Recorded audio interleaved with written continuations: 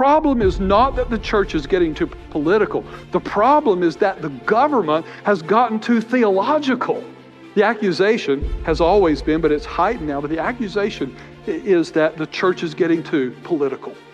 The church should stay out of politics. There's a separation of church and state.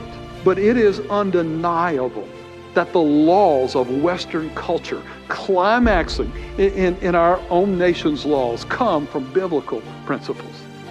Our nation, though not perfect in its history, was built on Judeo-Christian principles. It is all throughout our laws, and that is what has made us so strong and prosperous. Our environment is different now, though, because we've shifted farther and farther from those principles.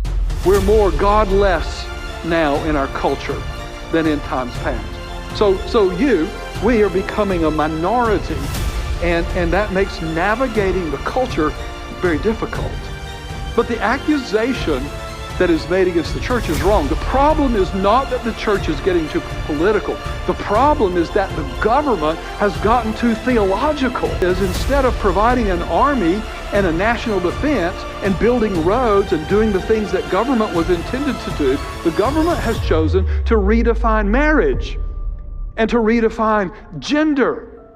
Things that God created and has spoken clearly into. The government has chosen to call abortion reproductive rights. We could go down the list with a dozen more things like that.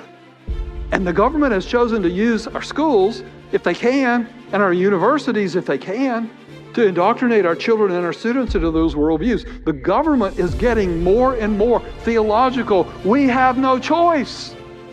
Government is redefining things that God has created and God has defined.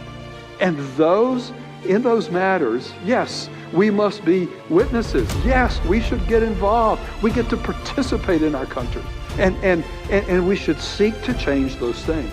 We should influence politics as much as we can.